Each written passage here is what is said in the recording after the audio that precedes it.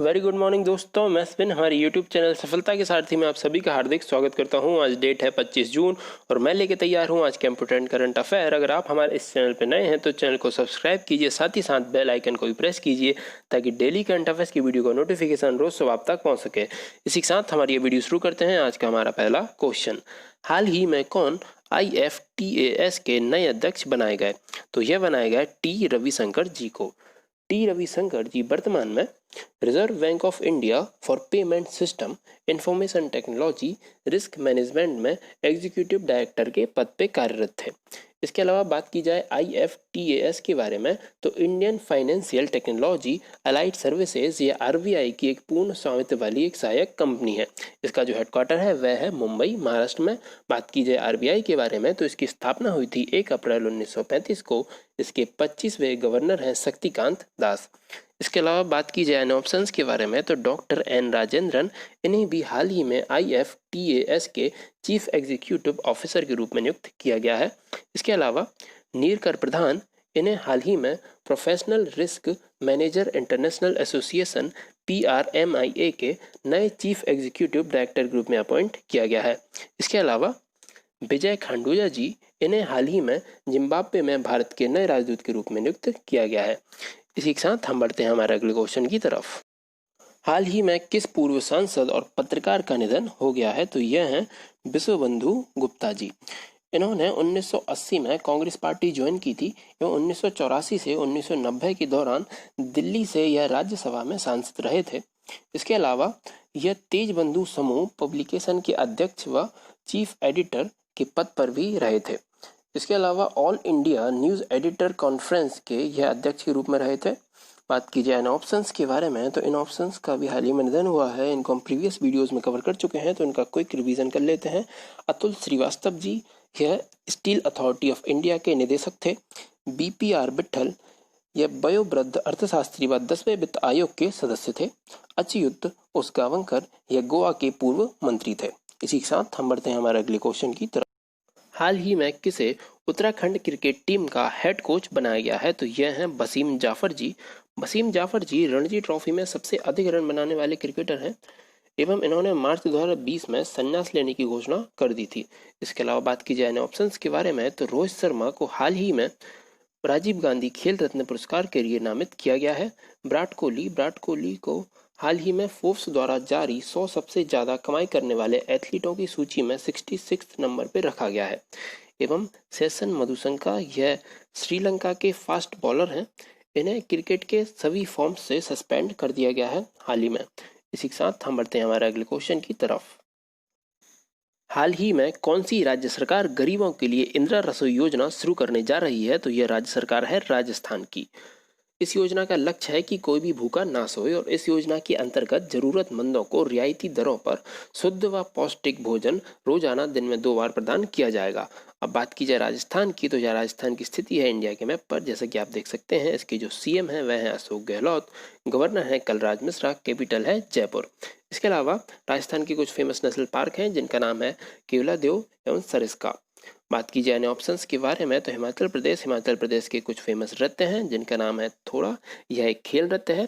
छम नृत्य, यह बुरी आत्माओं को दूर करने के लिए बौद्धों द्वारा किया जाता है। बात की जाए सिक्किम की तो सिक्किम में भारत का 100वां हवाई अड्डा है पैक्योंग। एवं सिक्किम में कुछ फेमस नृत्य हैं जिनके नाम है छूफात, जोमल लोक। इसके अलावा बात की जाए वेस्ट बंगाल की तो वेस्ट बंगाल भारत का सबसे बड़ा जूट उत्पादक राज्य है एवं भारत दुनिया का सबसे बड़ा जूट उत्पादक देश है। इसके अलावा वेस्ट बंगाल की कैपिटल कोलकाता में central research institute for jute and allied fibre ICAR है। इसी के साथ हम बढ़ते हैं हमारे अगले क्वेश्चन की तरफ। हाल ही में किस बैंक ने माइक्रो इंटरप्राइजेस के लिए KVL माइक्रो मित्र सुविधा शुरू की है?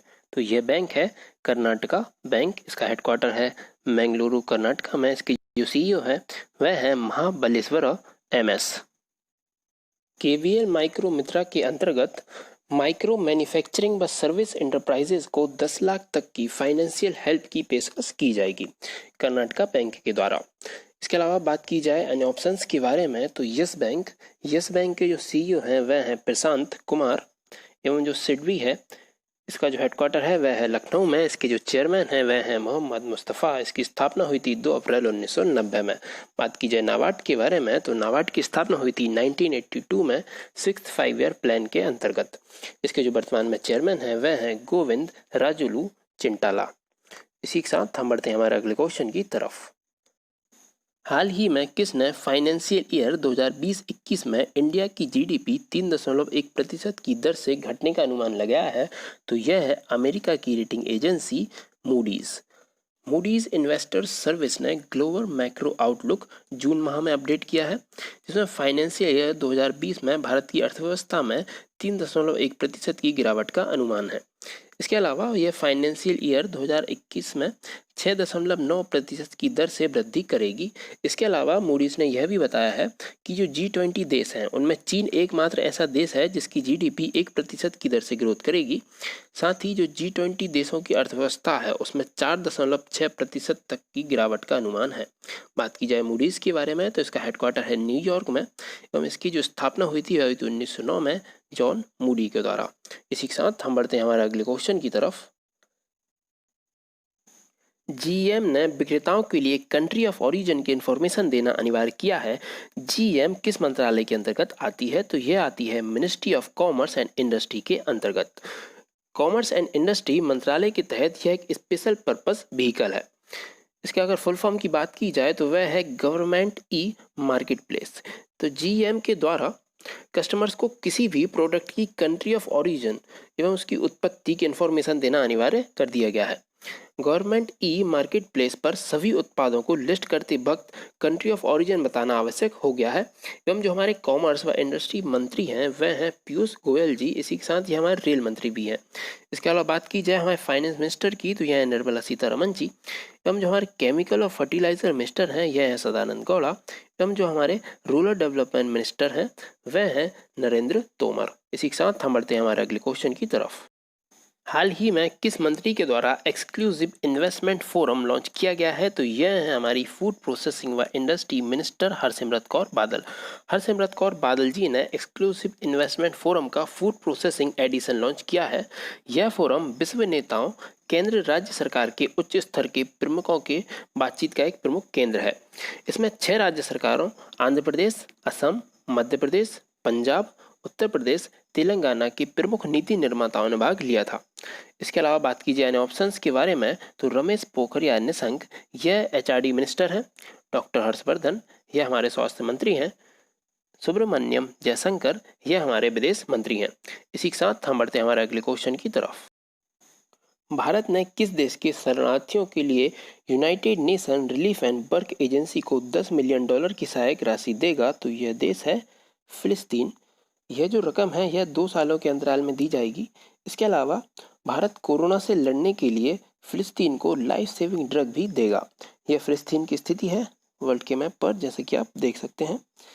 इसकी जो घोषणा हुई थी यह मंत्री स्तरीय वर्चुअल समिट में हुई थी, जिसमें भारत की ओर से विदेश राज्य मंत्री बी मुरलीधरन ने हिस्सा लिया था।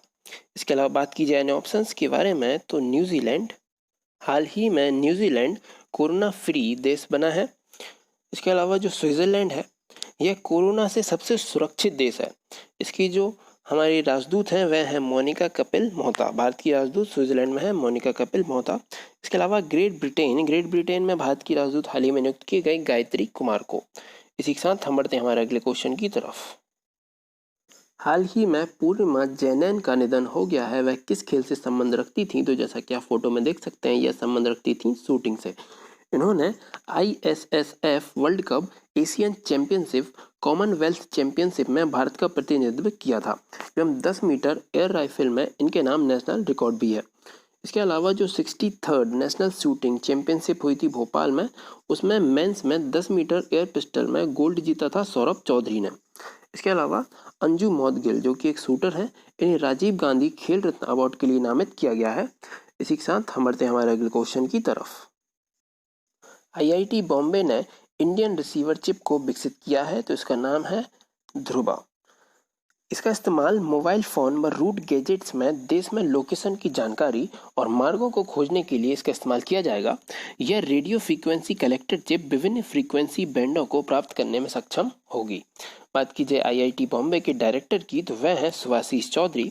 एवं हाल ही में जो क्वाक्वारेली साइमंड वर्ल्ड यूनिवर्सिटी रैंकिंग जारी हुई थी, उसमें टॉप 200 यूनिवर्सिटीज़ में इंडिया की एकमात्र यूनिवर्सिटी है वह आईआईटी बॉम्बे, एवं यह है 172 प्लेस पर। तो उसका आप याद रखिएगा। इसी के साथ हम बढ़ते हैं हमारे अगले क्वेश्चन की तरफ। केंद्रीय मानव संसाधन मंत्री ने किस प्लेटफॉर्म को वर्चुअली लॉन्च किया है? तो यह है युक्ति 2.0। यह प्लेटफॉर्म उच्च शिक्षा संस्थानों में व्यावसायिक क्षमता बढ़ाने एवं सूचनाओं को व्यवस्थित करने में मदद करेगा। युक्ति India कम्बेटिंग Covid with knowledge technology and innovation, यह इसका फुल फॉर्म है। चलिए इसी के साथ हमारी ये वीडियो यहीं ख़त्म करते हैं। अगर आपको हमारी ये वीडियो पसंद आई है तो इसके ज़्यादा से ज़्यादा लाइक कीजिए, ज़्यादा से ज़्यादा शेयर कीजिए। कल फिर मिलेंगे दोस्तों। जय हिंद।